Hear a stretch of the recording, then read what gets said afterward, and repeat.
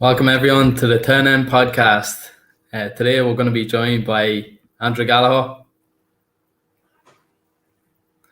Flano and Chris up in the gantry. VIPs. Oh, Chris fell. Flano got rid of him. Still here. Oh, there he is. Chris, stay out of the picture. It looks better. Easy on, Tiger. And then we have Mr. Producer, Steven Spielberg, Donald Hanks.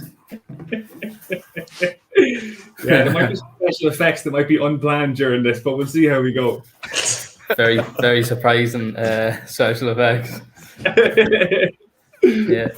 Yeah. So look, welcome everyone to the show, and we have a win to celebrate, and 2 in a row now. So I think everyone will be a little more happier with the performance, and look, we'll go through all that. But Gally, how are you feeling?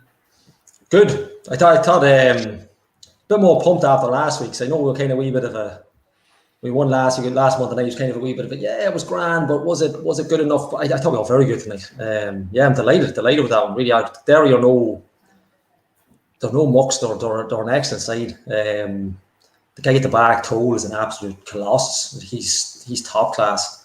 Delighted, really delighted. I don't want to get too in depth with just we asked for Donald and the boys, but I'm delighted with that. Absolutely, I think that's one of the best ones we've had all season. Donald, this is the first time you probably cracked a smile since you came back on. Donald the Grim Reaper. I wrote down positive with a question mark after it. Like, is that what this is? This is being positive. This could be If he's the negative, why am I here? We're trying to get a double negative. We might get a positive. Yeah, look, it was a decent performance. You know, like we won in Drogheda on Monday night, and I don't think any of us were really that pumped about it. We weren't that positive about it. Whereas tonight, you were like, that was a pretty decent performance. Like Ali said, like Derry are a decent team. They controlled most of the game. I mean, they weren't really cut open at any stage. I know Derry had a chance just before the goal, but you're looking at like free kicks and corners is all we were giving away. Abibi did well for a lot of those corners and free kicks. But yeah, there was good stuff all over the place. So I'm weirdly positive when I guess it just feels a bit strange saying I'm positive, but we'll see if I'm still positive at the end of the podcast, because I know we're going to talk about other things. The positivity will remain away. Let's cut you off right now before it starts spiraling out of control. Flano and Adrian, I mean Chris, how do you just feel about the performance? I think it was very positive. There was a few questions answered tonight. I think that have been staring me in the face all year, and that first one was just basic work rate, enthusiasm, energy that's been lacking all year, and Vinny seems to have instilled that in them. And again, it was to the forefront tonight. The closing down, the hassling, the high press was there. Another question was the mentality and the attitude, especially when Derry got that goal. We've seen them capitulate of late when they've conceded goals, but it wasn't. They just stuck to their game plan. They kept playing. They worked. They defended, and they were very, very professional throughout. And even when Derry changed shape in the second half and swamped the midfield, Dundalk played their own game, and they contained them very, very well, and still probably should have added another 1 or 2 in the second half. So I nearly go a little bit further down. I think a lot of signs of positivity there tonight. Yeah, what about you, Chris? Best performance of the season? By far. Yeah. I'm nearly slightly worried because Steph, did you call this right again? Oh yeah. You know what? I even texted Flano before the game. And I copied him. Yeah, you copied. Hang on to be coattails. So yeah, that's more annoying. I think that's my only disappointment tonight. You were disgusted Derry didn't get an equaliser. Yeah, well, I think you would have been annoyed because you nearly called a Desmond on this one. Yeah. So if I had been 2-2, you would have been right on the money, but you changed your mind. So look, I'd gladly take that. I think that was a real solid performance there tonight. I think that is, like Flano just said, that looked a lot more back to the Dundalk of old. Good tempo, a lot more talking even tonight, in the back line in particular. Yeah. BB's best game by far. The catch in the first half that he plucked down out of the air, I think that he just grew in confidence straight after that. You could see that in the goal. He got down smart to 1 or 2 saves as well. I think for me, his distribution is 20 times better. Before this, he was lashing balls, whether they were just going straight out of play or going straight back to the opposition. Now they seem to be a lot more precise. He's putting the right weight behind the ball. So even from his perspective, I think maybe he got a massive lift in the clean sheet against nearly a sheep there. A clean sheet against Drogheda, and he was very close to one here tonight. I think probably the only downfall for myself was the old drop off the stream there, just in added time for you. It's me flurrying around, lads, trying to restart everything to get it back on.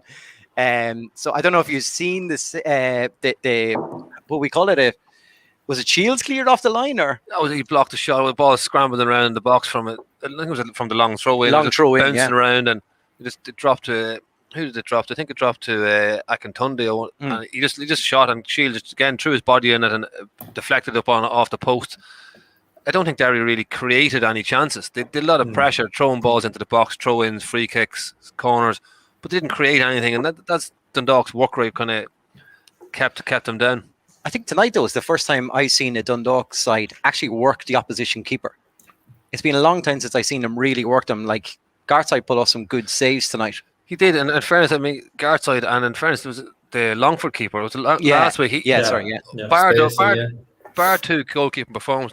They could have had 3 or 4, and that it's a sign they're creating chance. They're playing well. I mean, Hoban on another night could have had 2 or 3, and it showed great confidence in himself. I mean, I don't know if you've seen it on the TV, but when the penalty was given, Shieldsy picked up the ball and said, "Me, just that's mine. I'm taking this." And Hope, give me the ball. And Utmock just went up, no mess, and bang, bottom corner, as all clinical strikers do, and he showed his value to the team. Yeah, Donald was just saying, we were sort of private messaging each other, and Donald was just saying, was lucky. Is that what you were saying? He was just saying that it was lucky there wasn't a Nissan van in the goals for the penalty. But it shows he's a goal scorer. That's what he thrives on, and people find faults in him, but you can't argue with his record in front of goal.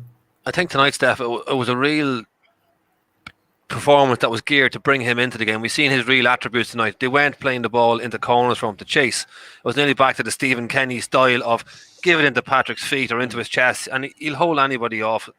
As good as Toll is, he was holding him off, linking into the midfield, and then they were playing balls in behind for Kelly and Duffy. And there's no point playing Hoban if you're going to have him running into corners. He's not geared to that, but played his strengths, and he's as good as anybody. And I think he was very, very good tonight.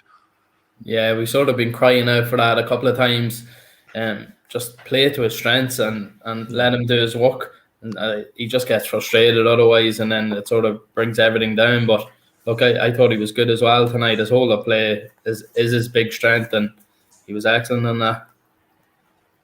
Yeah, I think even what Chris mentioned there, even the talking from the back, even Abibi was shouting at the players. We've never seen that before. He was shouting it across. He was giving them dogs abuse for just not closing down players on the wing quicker, and things like that.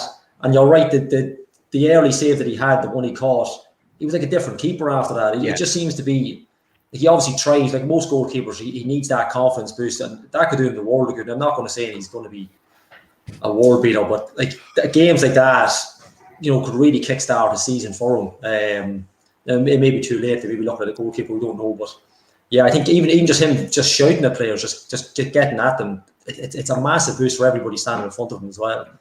I thought it was great. It was just great to see that. It was like not a switch was flicked, but it was just a different kind of mentality tonight. They just seemed to be workhorse. Everyone just wanted that win tonight. They wanted that game. I think Chris Shields will go from strength to strength now. I can't wait to see him next week. It's going to be. Well, the only good thing on the Shieldsy thing is, I mean, the 3 boys in the middle are playing really, really well. I mean, Stanton has been superb the last number of weeks. McElhaney sitting in that quarterback role is as good as anybody, and then Murray gives you the options up front. So I think Shieldsy going, it's kind of, we need a centre half more than a midfielder. And if Sonny I don't know whether he's as good as we thought he was in pre-season, but if he gets in and does well, or you get Dan Cleary back or someone, you still have a really, really strong team. I know Adrian was only saying to me off air there that one door closes, another door opens. I mean, it's someone's chance now to come in and nail down a starting spot there and or be the leader that everyone looks to.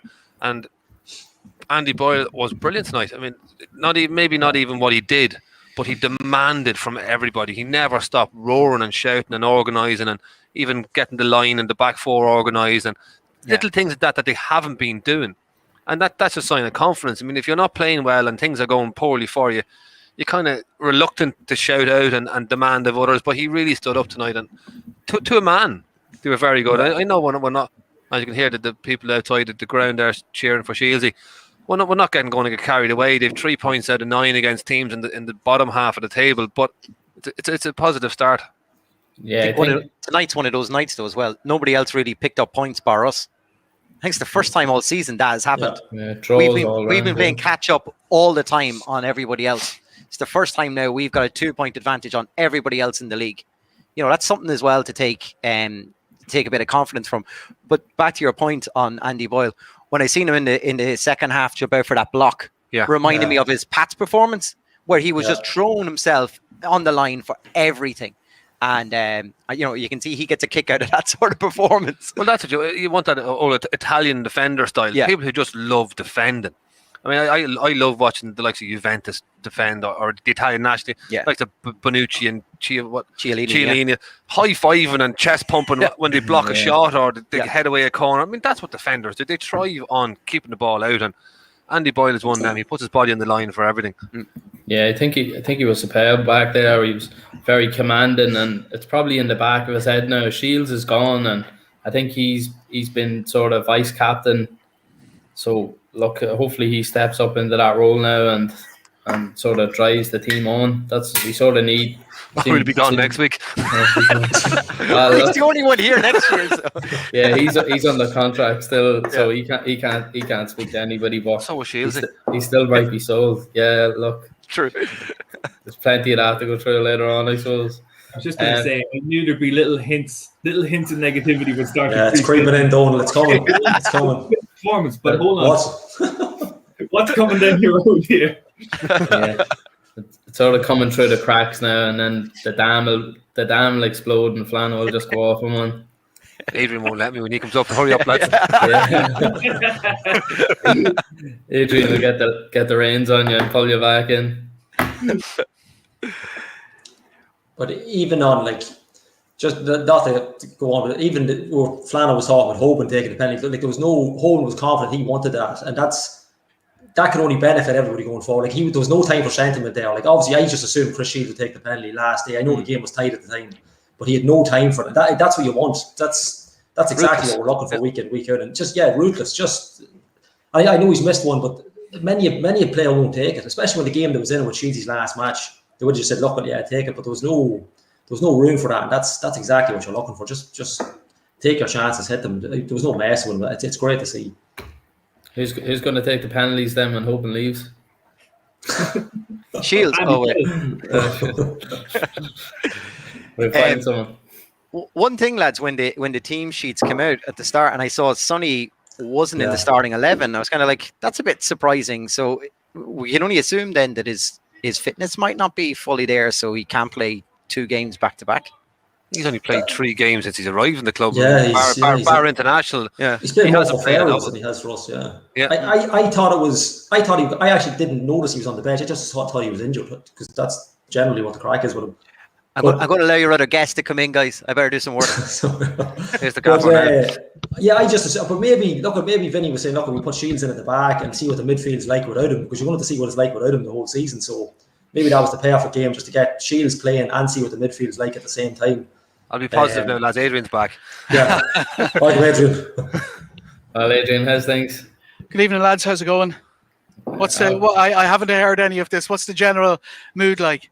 Yeah, no, the mood's very positive, and even Flano's coming out with some positivity. So you must be rubbing off on him, Adrian. Yeah, I think Flannel's okay. He does an hour and a half with me during the game, and for 15 minutes after the game, he's in a positive mood, and then it turns, I think. Yeah. Look, we see we chinks of it already, so he's coming back to himself. Yeah. Well, how did you find the game yourself? I really enjoyed it. To be well, I enjoyed the performance. I think in the first half, in particular, I think we saw. I'm not going to say the old Dundalk or anything like that just yet, but certainly a better Dundalk than we've seen this season, and that performance I think has kind of been building over the last couple of games. There was signs of it I think against Longford at times, maybe not against Drogheda. It was more of a defensive effort against Drogheda, and that's something that we saw I think at the end of the second half as well, that resilience that Dundalk showed at times defending a series of corner kicks, which was so important. They've shown that willingness to dig in now I think a couple of times in the last couple of games, and they've shown that they've started to improve going forward as well. And I think they're good signs. I think they're good signs for Vinnie Perth. I think it's good signs to some extent for Dundalk supporters that that there is the basis of a team here. If Dundalk can hold on to them going forward, at the end of the day, it may, we're not going to see Dundalk get back to where they were this year. That's for sure. Whatever, a bit of cup run or something, or maybe a run towards the European positions is the best. Obviously, I think we can hope for this year. But, if Dundalk can do their business right and hold on to the players that they want to, and we all know that there are question marks over so many because they've only their contracts expire at the end of the season. But you'd still expect them, as they did coming into this season, to hold on to a certain percentage. If they can hold on to the backbone of the team and the players that Vinny wants, there's definitely something there to build with, I think. Yeah, to be honest, talking to Vinny there after the game as well, and I've just spoken to him and to Chris, and Vinny is of the opinion. I was asking him about, replacing Chris Shields. That's a big job for Dundalk now, or we would all see it that way. But I don't think he sees midfield as a priority right now. I think he feels that there's other areas of the team that need to be improved first.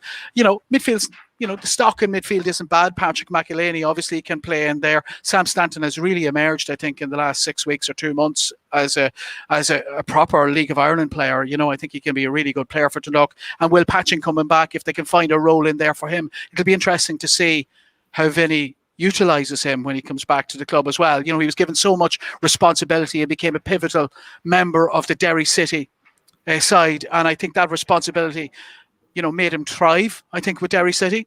It's important that he's given something like that responsibility, I think, here, if we're going to see the best out of him. But it's clear, and I think we said it during the commentary, John, as well, you never really know. It's very rare, how good a player is when they're only getting, appearances and fits and starts, as Will Patching was when he was here. A player needs 5 games or whatever it is to really bed themselves in, and so that you can start to see their personality. He's been allowed that time up in Derry, and everybody believed that he was a quality player when he came to Dundalk, and before we saw him play, which was all too infrequent. And I think now we're getting a good idea of what he's capable of, and let's hope that when he comes back here, we'll see that. So would you see him then fill in that Sean Murray role? I mean, when he came over, he was signed as that number 10 that we've been crying out for, especially for European runs and that. Something quality to pull strings, especially now if McElhaney is going to sit back one. And in fairness, he's done really, really well. Physically, he's held his own in the midfield and he has that distribution. So I think maybe something a little bit more creative up front. Yeah, I think that's kind of where he's been playing, I think, with Derry City, and that is further forward, Patrick McElhaney played alongside Sam Stanton, which Sean Murray had tonight, and I would see himself and Sean Murray most likely play in that position. Yeah.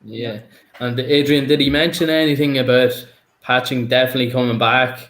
I know, he's definitely coming back in, is he? Yeah. I said that to him. I mentioned Sam Stanton's emergence, and then I said, "And with Will Patching coming back?" And he nodded and said yes. So the suggestions are that he's coming back. Yeah, happy days. Look, I think myself, just watching him, he's just needed the run of games, like you said, the consistency, and he's found form up there, and probably been one of the main men, sort of drove him on as well. So, look, if we can get an informed Patching back into the team alongside, you have Stanton, and even to a certain extent, I've been sort of impressed with Sloggett. He's had his he had his people doubting him and that, but he's the last couple of weeks. They're called doubters. Doubters, yeah. There's the teacher coming out now. So, but look, I've been impressed with his sort of attitude. He always comes in, and the last couple of weeks we've seen signs of form from him as well. You know, he's probably looking at even next season. You know, he's fighting for a contract with Dundalk or whatever else. But look, it can only be good if we have a bit of competition in there and we've a few players playing well. Yeah, you see it so often, don't you, Stefan? And we've all seen it at every level of the game, that when a big player leaves, and I'm thinking back to, was it 1995 when Manchester United let Mark Hughes and Andrei Kanchelskis and Paul Ince all go, and everybody, you know, thought this was the end of Alex Ferguson's Manchester United. And, you know, and those young players stepped up because they were thrown into it and they had to accept the responsibility. Who knows how good Greg Sloggett could be? You know what I mean? When he's given that responsibility. And I think we've seen, again, similar to Patching in a way, Sam Stanton, I don't think anyone would have picked him out as being excellent in his first few appearances for Dundalk. But Dundalk have been forced to persevere with him to some extent. And that's when we've seen the emergence of the player. And how many players have come into Dundalk over the last few years? Players from overseas. I'm thinking of the likes of Cammy Smith, that we never really saw get a go. Like and we'll never know how good they Sean may have been. Yeah, exactly. And we'll never know how good those players might have been, you know? Yeah, Sean Maguire, perfect example of it. And look how he's went on and forged a career for himself. So it's just looking to keep the bulk of the squad and hopefully we can build on it, because if not, we don't know where we're going to stand then. But let's be positive, Steph. Positive. Yeah. Let's be positive. Don't drag me down. Yeah. We're sticking to the notes. They're all positive down. Let's stick to the positive note. Stick to the positives again. But just on, I suppose, on Chris Shields then, his performance tonight and then the career he's had with Dundalk. Just Flano, you want to take that one over? Yeah, I suppose Chris Shields done tonight what he's done since he's come into the club. He led by example.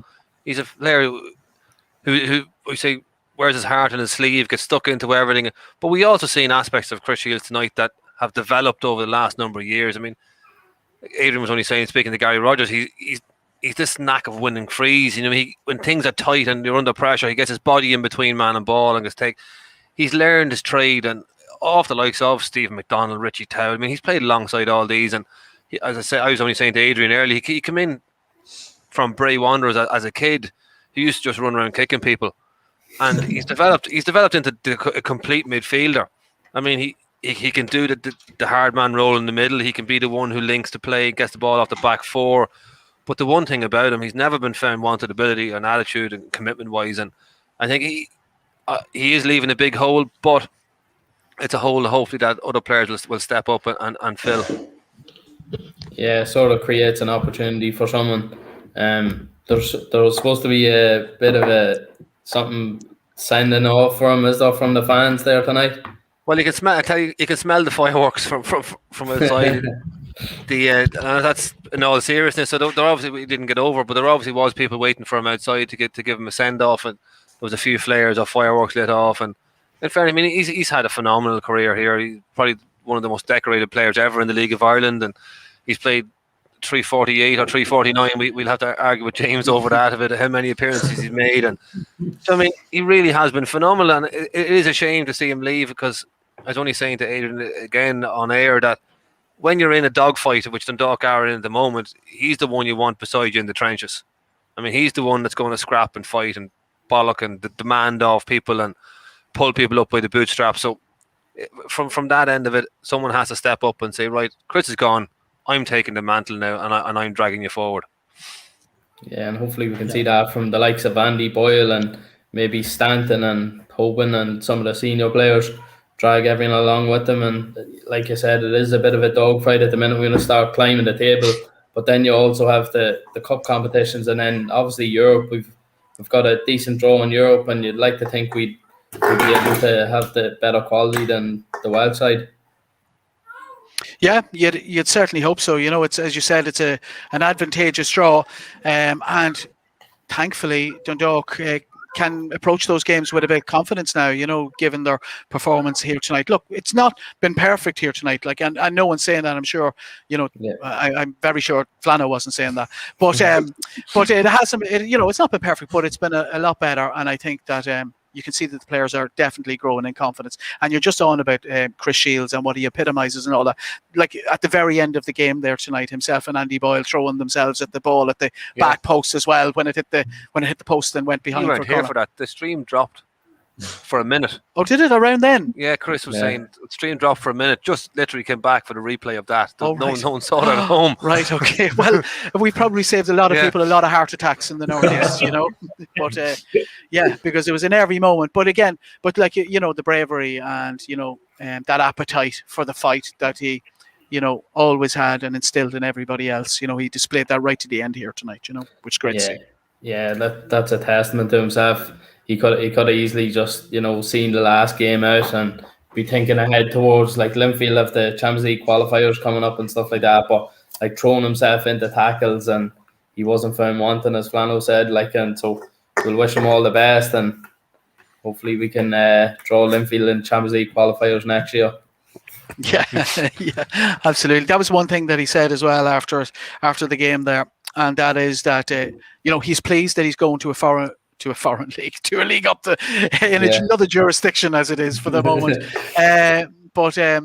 But yeah, he's pleased about that he's not going to have to come back here and face Dundalk with any sort of regularity, and we'll see if we get a European draw against him at some stage. That'd definitely be nice, all right. And it'd be nice to get that in front of a full crowd as well, that he can have a proper bit of appreciation from the Oriel Park crowd, Yeah, look, he's a club legend, and sorry, Donald, go on. I'm going to say that's the most upsetting part of all of it, that Oriel wasn't like absolutely jammed to the rafters tonight to give him a send off. Hoban's decision to take the ball off and to take the penalty would have been maybe a little bit different if there was a full stadium of people wanting Shields to take the penalty and not him.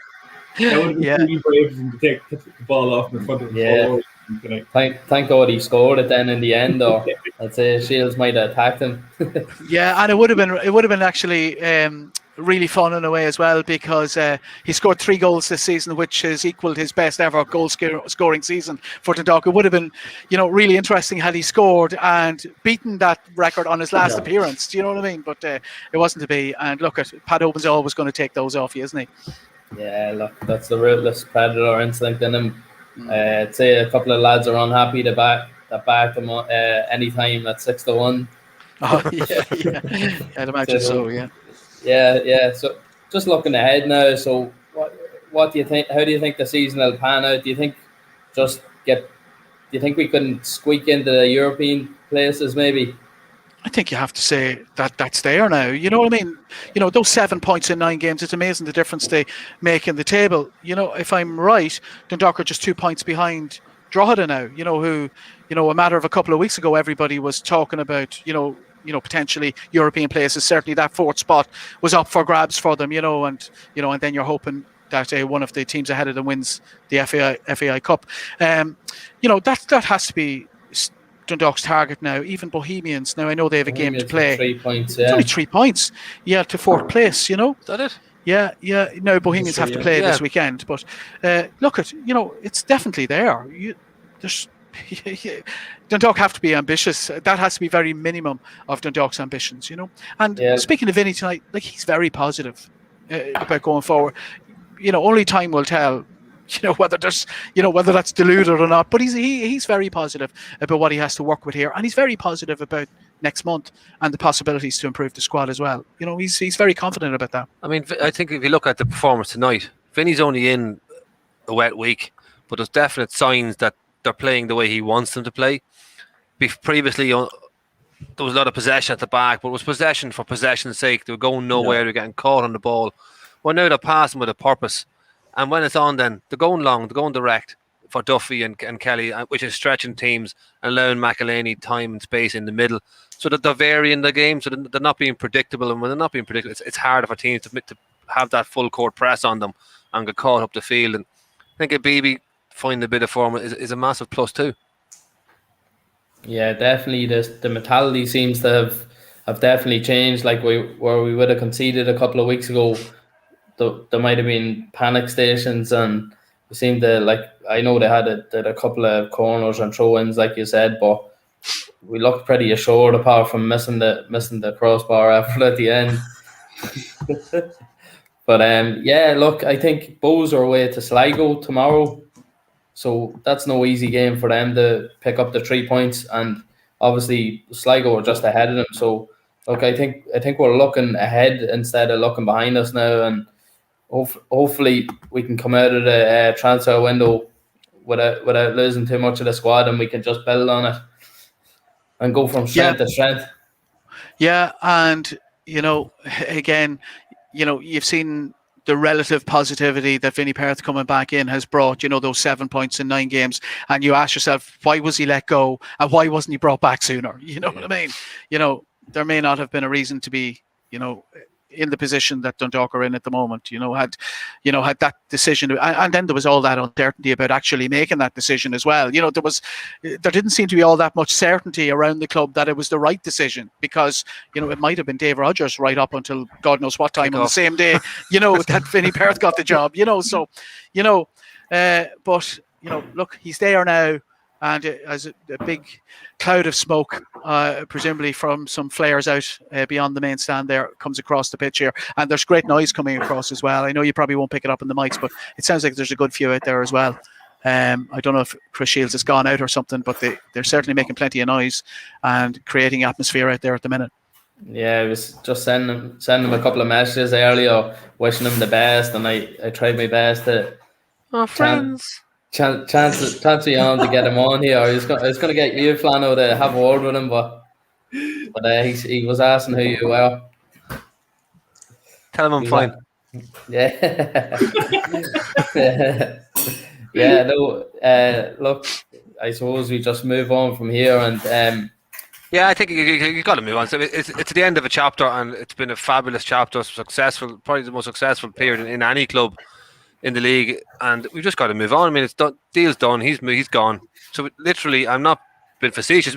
We just got to forget about Chris Shields from now and move on. And Vinny, he's out of Vinny's plans. He's gone. So from tomorrow morning, he's working with a new setup for next week, and that's just the way they've got to approach it.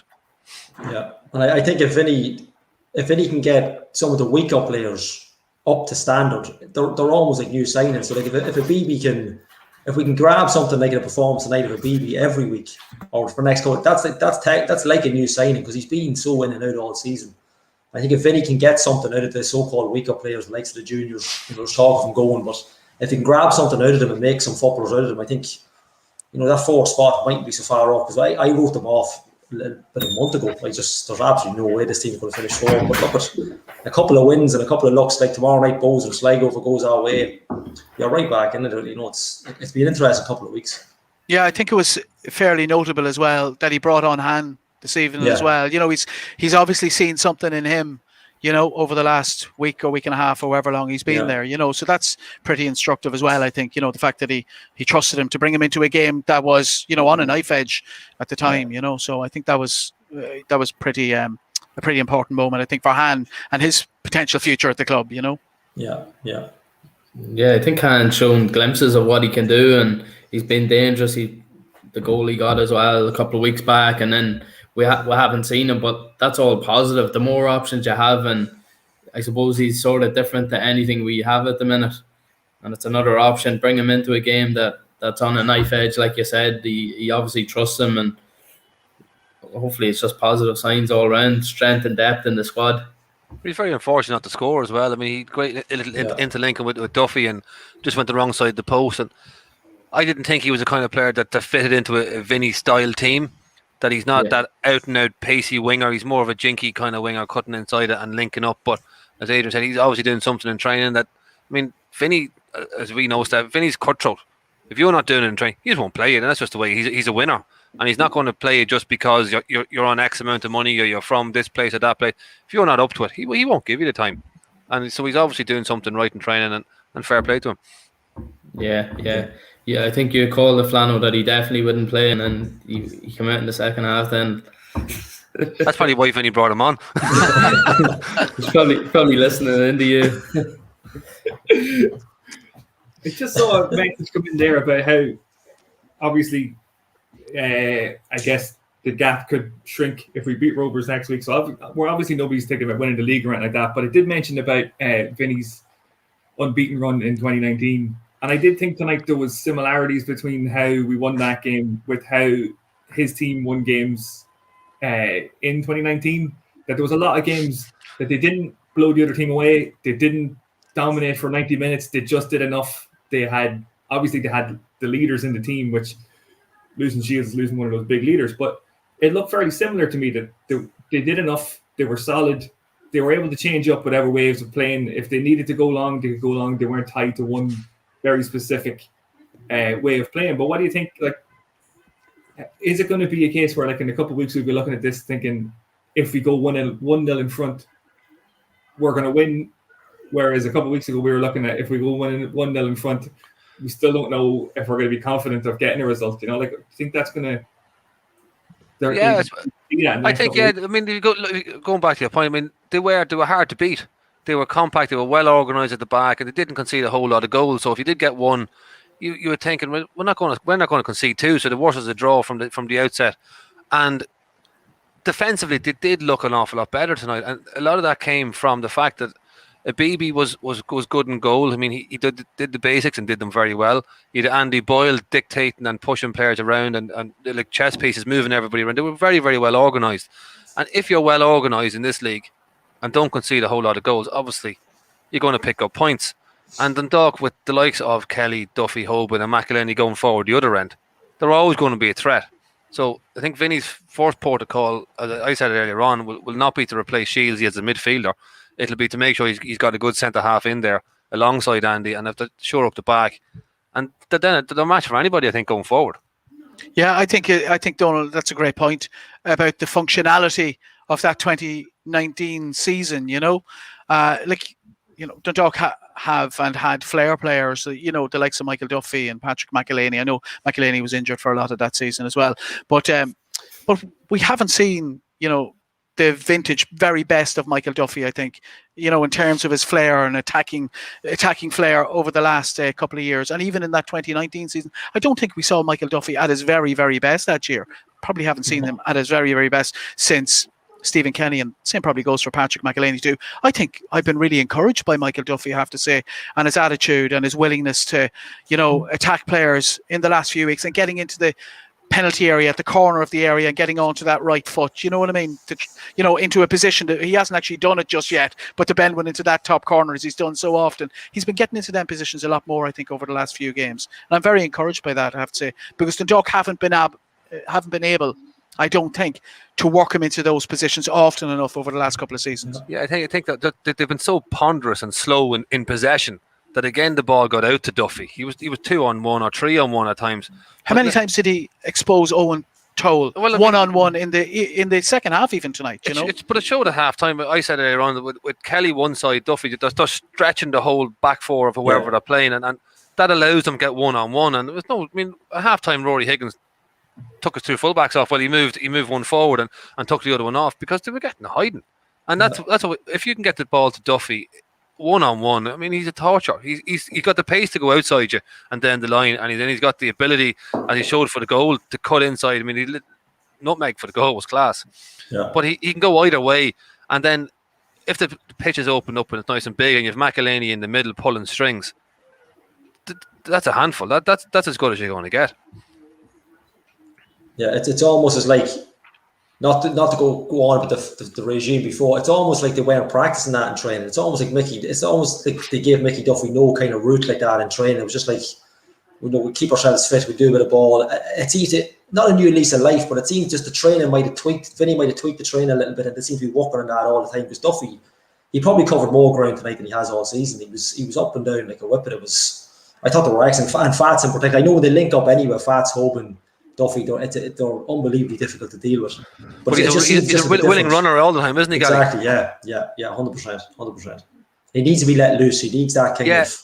But he needs the ball in early, and that's what they're doing. Even at times where it was going left back, centre half, full back, they're taking 3 passes to get across the field, where now it's Shieldsy getting on the ball in the right centre half, bang, Duffy's first time, or out to Leahy into Duffy. He's getting the balls, even if it's only 3 or 4 seconds earlier, and then he's going at people. And he won't go by them every time. But he'll go by them a lot, or I don't think he gave the ball away a whole lot attacking wise. If it's not on, he'll cut back and he'll recycle. But he definitely is reborn in this new system. Yeah. Just as a fullback, Flano, like he would have been a nightmare to mark because you actually don't know, you can't read him. You don't know whether he's going to go down the line, cut back, and then if you're isolated against him, I've yet to see someone getting the better of him 1v1 really. Do you know who? I think that the only time I've actually seen him been handcuffed was probably against Bowes last year. That young right back, Adrian, if you don't remember, the little right back played with Bowes. Andy Lyons. Andy Lyons, he done a great job on him. Yeah. But he's the only, as a fullback, I mean, you show him the line, he has the pace to burn you and go straight down. You show him inside and he'll come in and link up. He can score with right foot, he can score with his left foot, and he's actually very, very good at coming and attacking crosses from the back post as well. So I mean, he showed tonight and has started to show why we're gone. That's you told, fellow. That's me. But he showed why so many clubs in England were interested in him last year. That he is the full package. If he can play to his strengths again, like Hoban, they played to his strengths tonight, and he looked a different player. I think that's our sign, lads. Yeah, we're being kicked out. Yeah. No, look, we really appreciate his coming on and having a chat. It's been a long evening for you, but no, we appreciate you sticking about to give us your insight on it. No bother. Our pleasure. Right, Anytime, lads. I'll see you tomorrow. Nice. Keep up. Nice. No, he's gone. Don't bend him off, did you? Good luck. We can't see them. I think that's enough reason. Yeah, I seen someone saying Flano needed a hot water bottle or a whiskey up there. Hopefully Adrian's driving him home if he's the hip flask with him. but look, it's great to come on and talk about the positives from a match instead of giving out about what should be happening or players' attitudes and we've won before. Like we picked up points, but tonight just seemed to be a wee bit. There seemed to be something. Nobody really had an awful game. Do you know that type of way? We've been in and out of games with that we've won, but tonight just seemed to be a little bit different. I know we won the other night, but it's got a good vibe off tonight. I'm looking forward to the next game now already. Like for weeks there, like we didn't want Friday night to come. You know, that kind of way. It was just these podcasts were getting terrible. Maybe they still are. I don't know. Maybe someone called me in, but look, it's just a different type of pod. It's just a different type of setup, and it's great to see finally. Not that they haven't been good, but tonight I just think it was that wee bit extra. Yeah, there's a bit of a direction, and without going to negative and stuff. Hopefully, it wasn't just with Shields' last game. Everyone lifted themselves, like we've seen it before, where we've performed like the Pats game, and just hope we can kick on from this and take all the positives and really move forward. And let's hope we don't get too hindered by outgoings in the transfer market.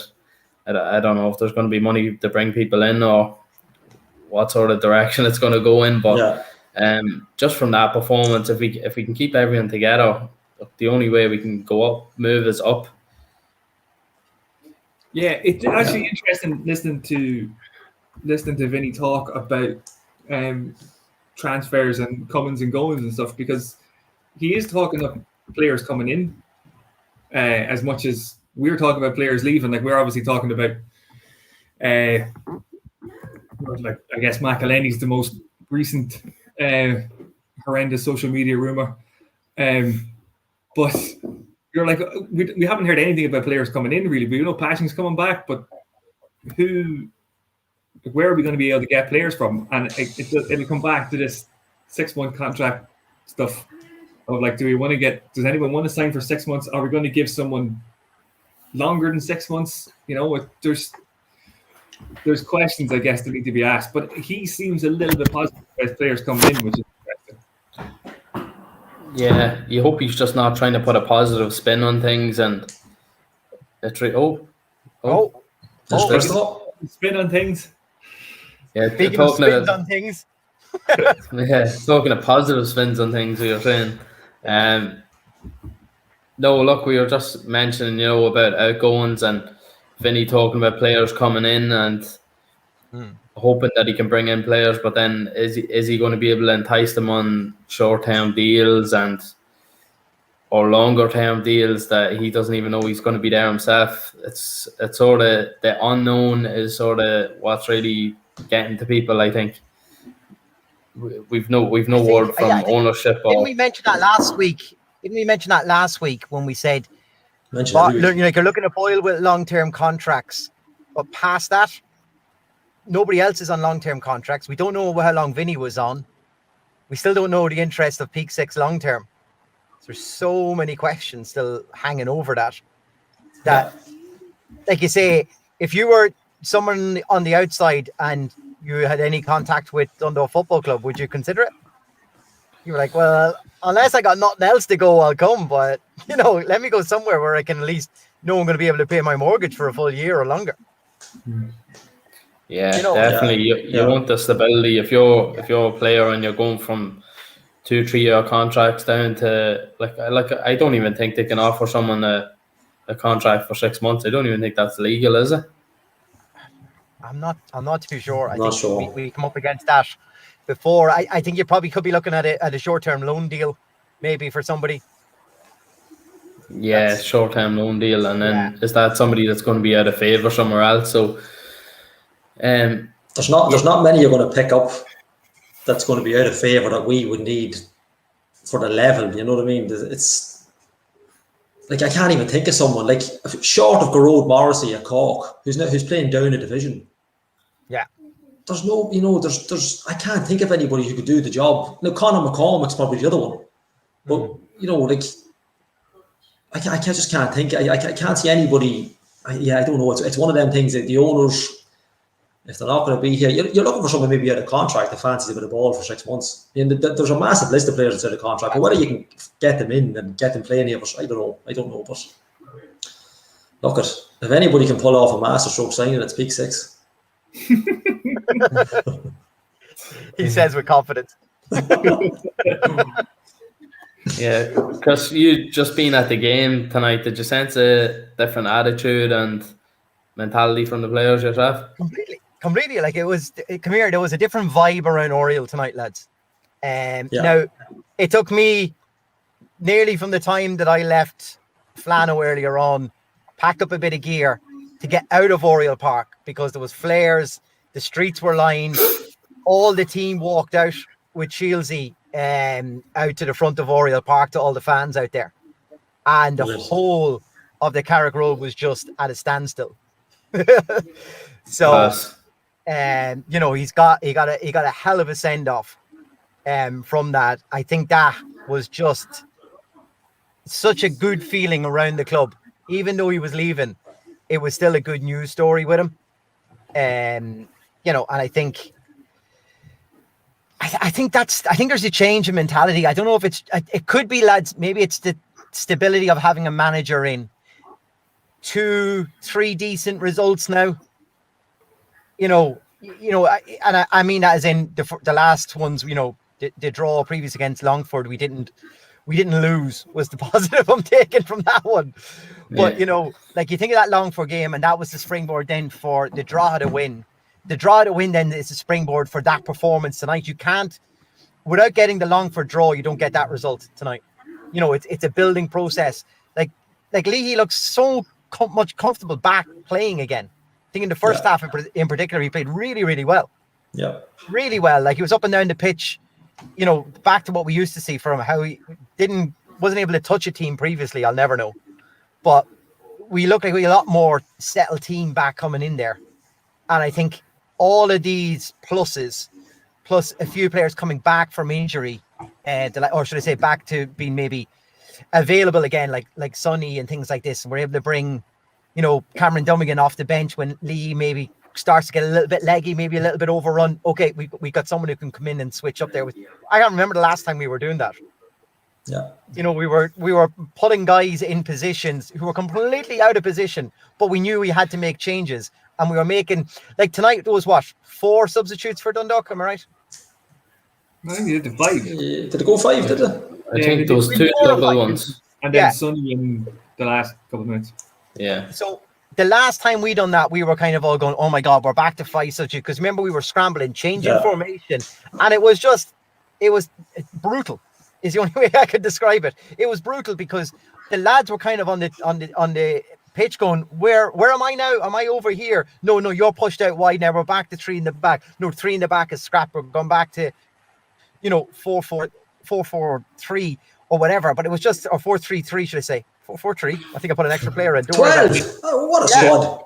That's why we're winning. Maybe the keeper was pushing into the middle. Yeah. But, it was back to 4-3-3 and we knew what way we were playing a bit again.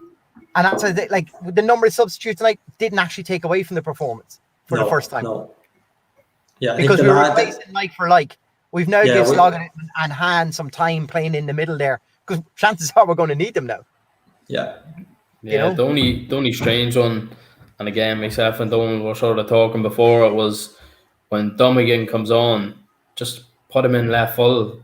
He put Jokovskis back over the left full and Dummigan in right full. Like maybe there is logic to it, but you're just sort of saying, stop shuffling the background, the back four around, because you want to keep them solid. I know, look, Shields is going to be going now, so you're just hoping that Sonny's able to step up and he's able to start playing games, because we haven't even seen enough of him to make a call on him. He's just seemed to have these mystery injuries, or he's away on international duty and then he's coming back injured. And look, hopefully he can come in and have a run of games, and let's hope he's good enough.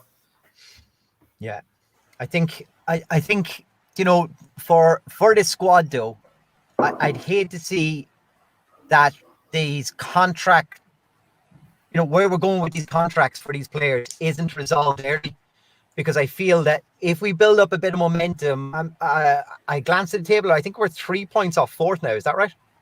Yeah, that's right. Yeah. 3 points. There, 3 points off Bowes, and Bowes have Sligo away tomorrow.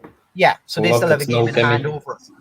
But if we start picking up some points, and a bit like tonight, where teams around us are dropping points, and there's a chance for it. My fear is that if the contracts are still hanging over a few of the players' heads, does that become a bit of a distraction come the end of the season and take away from any momentum that we have? I'd like that to start to be nailed down fairly soon. That we're not getting to the end of the season in the scenario where we just got Val, O'Kane and Boiler. That's it.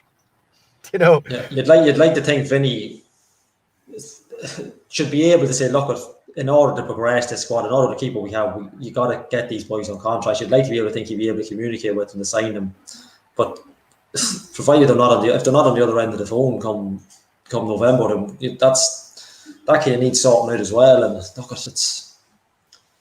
there's so many little cogs that need fixing, and I think if they get it right, I think the way they played tonight and the way it was set up, I think we'll be fine. I think it's just getting those little what's the word we're looking for? Nooks filled and just sorted out. It's got to be done. We have a sporting director now and a manager who've got plenty of experience in soccer. Yeah, something get him on a Zoom call. Go on ahead. I think it all boils down to the question marks over the ownership. Are they going to be here? Like that. Battery's dead.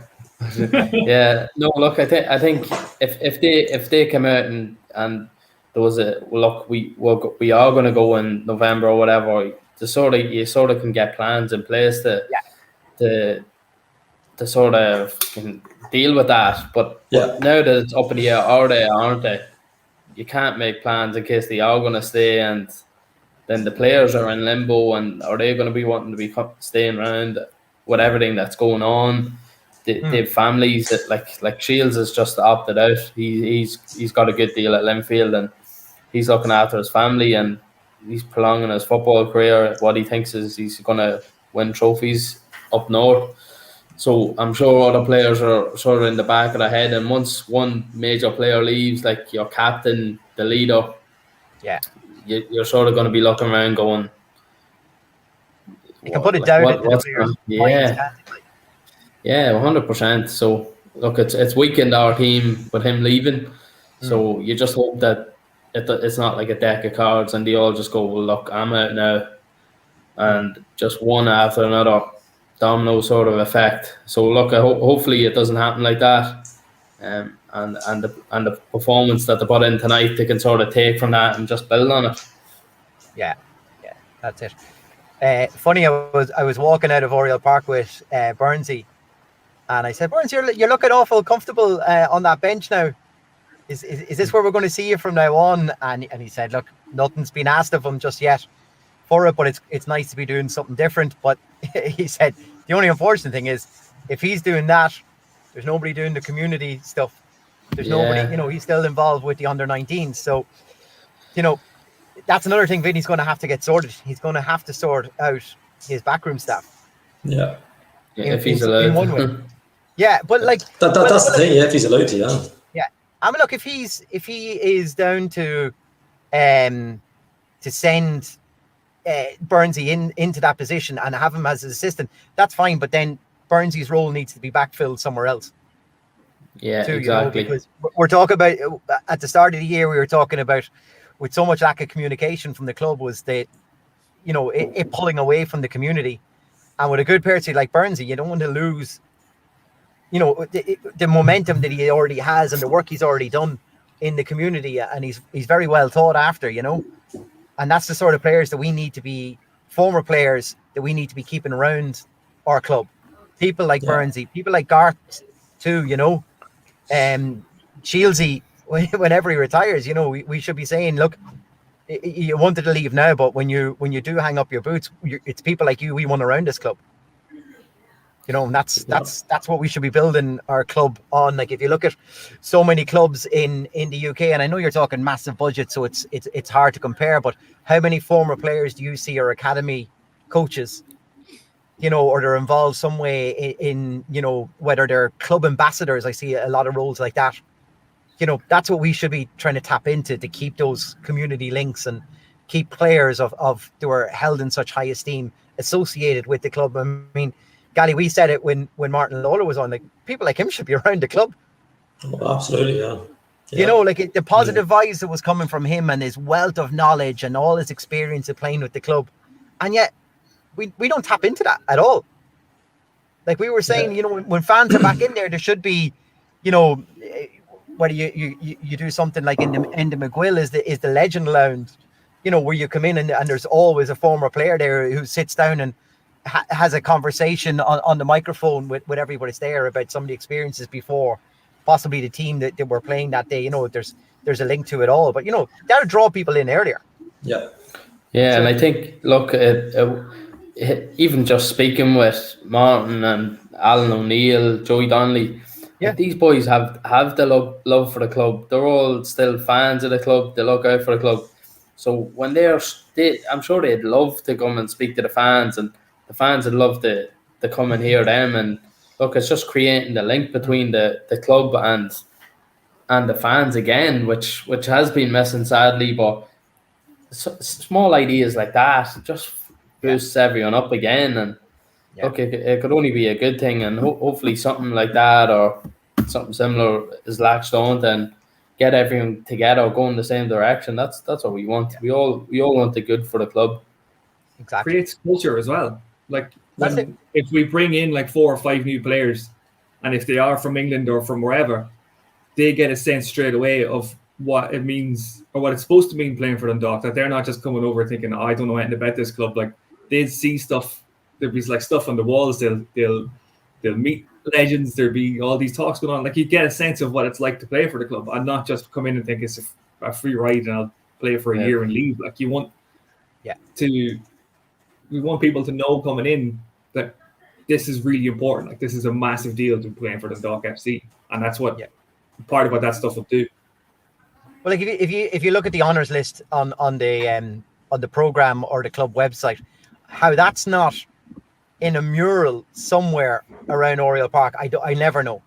Like we have a driveway the whole way in on walls. It already has one mural on it. Why we haven't got a list of honours like you see Shamrock Rovers have? So as the opposition players walk into their dressing room, you're looking at everything this club who you're going to play against has won. It's small psychological things. Kind of say, Jesus, well, this isn't going to be an easy ride tonight. Look at everything this club has won. Especially when you get European teams come over. Like, I know we're probably only going to get the first round against Newtown here in Oriel Park, and after that we'll probably have to leave Oriel. But even when these players come over, to go, oh wow, this is a hell of a club. We never knew too much about them, but now look at them. Look at all this stuff that they've won. Like, yeah, the legacy that was created, and we're proud of it. We need to showcase it. Exactly. Yeah. Exactly that. Yeah. Right. Back to point of order, lads. We're on the hour mark. We'll wrap this up quickly because mostly because Pingu isn't on. I love when we're under time when he's not here, so we can blame him.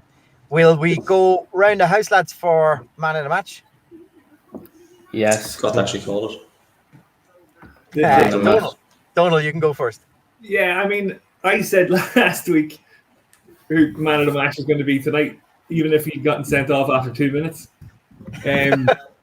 So it would feel blasphemous. Don't be putting an emotional connection to this now. No, I was going to say it's not, but it is. You just have to give it to Chris. I think there was so much said about him during the week. The stream went down. Chris is not man of the match.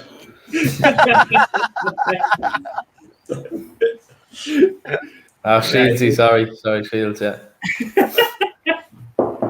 Yeah, there was just so much said about him. It was such a big night. And I mean, absolutely everybody loves him. And everybody's heartbroken that he's leaving.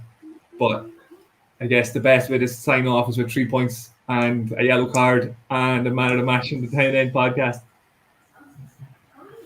And you logged in and everything was all right without me here? No, it's grand. Much smoother. Yeah, big trouble in this, yeah. We should have sent Sheensy the pizza. We still can. No. It's going to be you can pay for the delivery though. Up the bank. I fully agree with Donald there. Yeah, I think it's you did joke last week. Even he gets sent off, but he actually, even just on tonight, even if it was this last match, he had a cracking game. Andy Boyle had a cracking game as well. I don't think anybody really had an off night. Everybody was on the money, but yeah, looking for the night that's in it, I think there only can be one, really, isn't there? I'm just my eyes are drawn here to my phone. Steph's got that luck that he's going.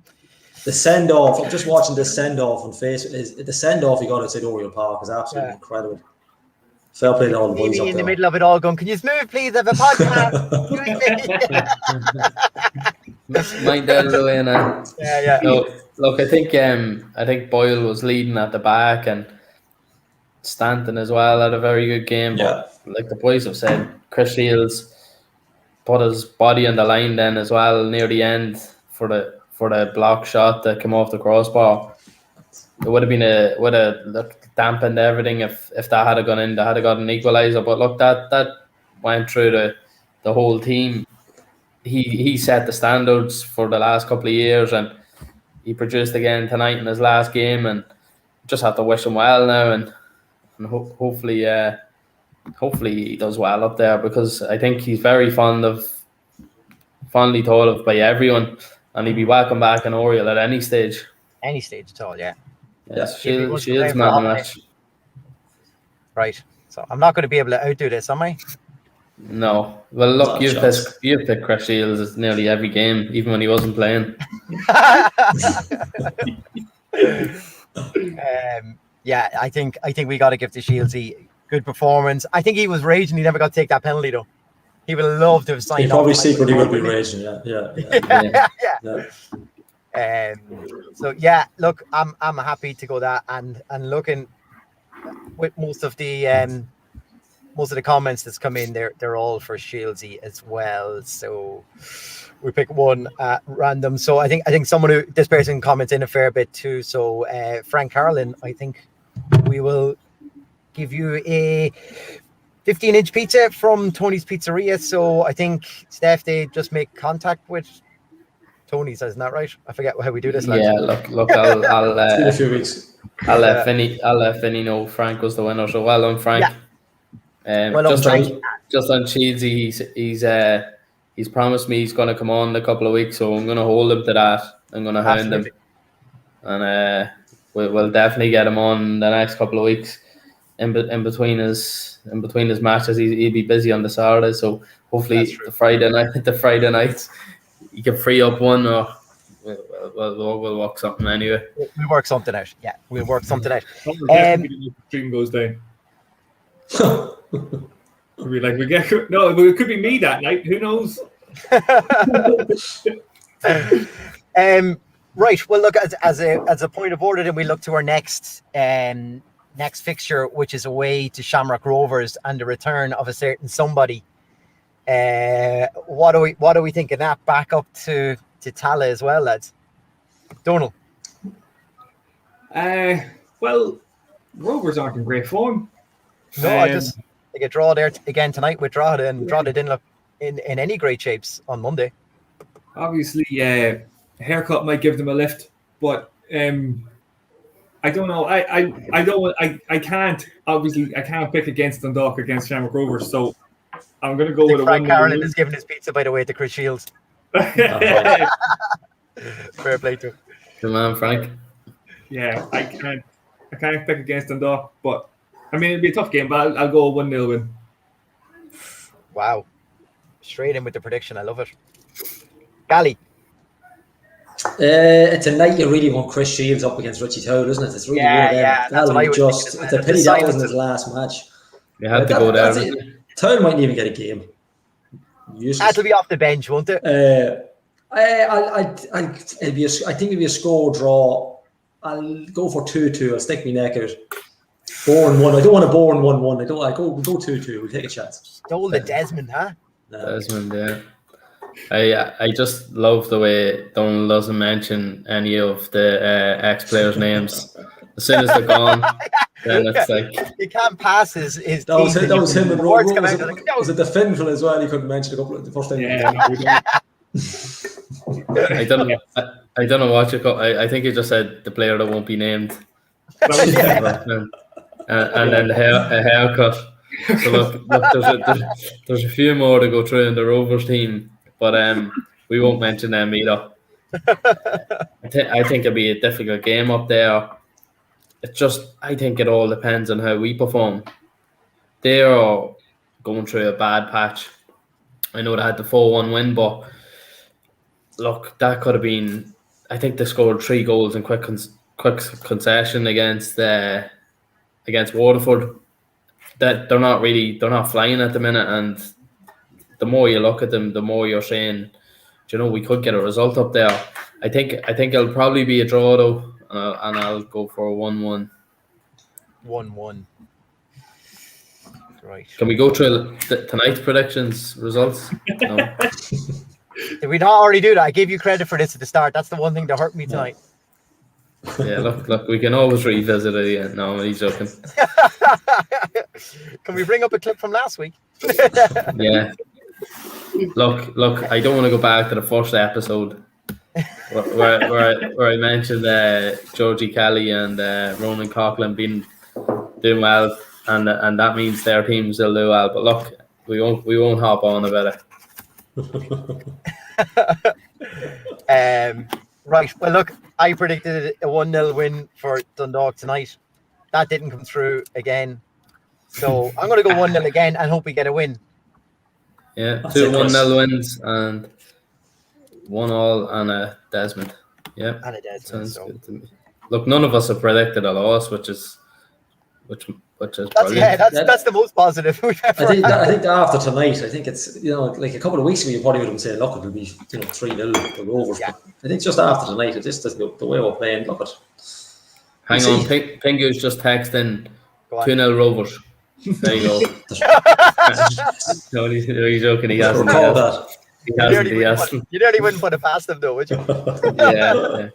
Look, I think it'd be a bit of tongue in cheek if anyone went against us after that performance. Just the grit we showed to hold on to the win at the end tonight. So, look, what would you want to play us right now? When you think about it, though, like when you look around teams in the league, like Sligo were in such good form before the break. Now they can't buy a win. Rovers are very similar. All of a sudden, Pats were doing well up until tonight, were they? Well, I was going to say Pats is the only other team bar ourselves. I would have said are relatively in form. Like, yeah, even looking at I think it was their third or fourth goal last week. No, they did have a player sent off tonight, though. early, wasn't it? 16 minutes or whatever. It was early in the game, the first part of the game. But look, ourselves and Pats are probably the informed teams, and who would have thought we'd be saying that a couple of weeks No, ago? exactly. Before Might not be saying it next week. I'm glad we got you on this, Donald. You're ever the optimist. He likes to keep us grounded. Yeah, definitely. But look, like I say, it's positive that we're all looking to either pick up some sort of points against Rovers away, and that's if you gave us that opportunity not so long ago, I think we all would have been very much in a different camp on that. And I don't think there's anything to fear going to Tala. I don't think. I think they suffered a little bit, that somehow we managed to navigate through a minefield before, when we lost our best players year after year and somehow replaced them, or someone else stepped up, that they just seem to be struggling to fill the gaps, having left in there previously from the two lads who left in the summer. So it's not an easy task, but I think that's probably what they're looking for Richie Tell to do. But you would say, to come straight back into the league, how fit is he? We don't know. I'm expecting him on the bench, really. If he starts, I'd be very surprised against us. I think he will start. Just Bradley being Bradley might play him. Yeah, well, that's he's the been there form that month or whatever, like training with them. So Stanton will sort him out. And look, they've played a behind closed doors game apparently that Stokes played in. So they're probably trying to get Richie to hit the ground running, not hit the tail running. hit the tail running. Richie ground. Hopefully he does hit the tail running. Yeah. We'll have a quick look and see if I can pull up the old. Let's see. I'm not going to rely on you, Donald, to have the old table ready. So I wouldn't. So I think everything's looking a little more rosy for us. So Pat stay top on 35 points, then level with Rovers 35 points. Sligo 3 points behind on 32. Then Bohemians 27. Drogheda 26, and in sixth place now Dundalk 24 points. So I really didn't think we could pull that gap back. I thought we were kind of drifting in the opposite direction. So that's good. We've leapfrogged over. We talked about on Monday night there was a chance to leapfrog over Derry by 2 points. That's a big statement from us. So look, to have done that now is fantastic. Derry then behind us in 7th, 22 points. Finn Harps 8 on 20 points. Then a gap then to Waterford on 13 points and 9 then with Longford. So I think the two teams at the bottom seem to be getting a little cut adrift. What do you think? Oh yeah, there'll be 3 or 4 games to go. They'll both be gone. Yeah, it's going to be difficult for them to. Which is worrying as well. No, look, I think it's going to be difficult for them to come out. I think Waterford had 6 maybe loan players just until July, so yeah, I don't know. Mark Bertram will probably look to bring in his own players as well. Finn Hopp's form just took a nosedive. They were up around the top, and then Bohemians, actually Bows have hit form as well since the break, and just a little bit before that. I suppose Georgie Kelly starting to score goals been a big thing. Big thing for them. The best goal difference in the league now. They've got plus 14. Some turnaround. Just like Flanagan was saying, we've closed up our goal difference. We're only -1 again. So get in with a bullet. Yeah, -1. Yeah, like Flanagan was saying, look, if you can stop conceding the goals, you'll start picking up points and moving up the table. So hopefully we can get the bit of continuity at the back and keep going forward now. I think Bows, just looking at the form on the side there. So in the last 5 games, Bows have 4 wins and a draw. Then us and Pats have 3 wins, a draw, and a loss. So you're right there. We're bang up there with the informed teams. So that's exactly where we want to be, I suppose, with it. Shall we leave it there, gents? And we'll come back on Friday again. Hopefully in the same optimistic mood. Yes, hopefully we come on with a bit of smile on our face, and hopefully we haven't lost any more players. Well, when's the 1st of July? Just after the 30th of June, I think. Oh Is it Wednesday or Thursday then? is it? Right, okay. Thursday, and Yeah. just to let you all know, it's my birthday Tuesday, the 29th of June. So get the present sent in early, you know. Big We got your new contract for Shieldsy Big 40 again, yeah. at Linfield. Get a Linfield Shields number 5 jersey. Yeah, that's what we get you. That's exactly what we'll get you. Perfect. Well, for the night that's in it then, Steph, I'll let you wrap it up in whatever way you seem fitting. Yeah, look, Chris Shields, Man Mountain legend. Just want to wish him all the best, and hopefully he's a success up there, and he's always welcome back down, especially on the town end. We might treat him to Tony's Pizzeria when he comes up, when he comes down to us. So yeah, look, it's a sad time, but we need to move on. So let's not dwell on it and just move forward. Patrick McElhenney's going to step up for us now, and we'll end with no fats, no party.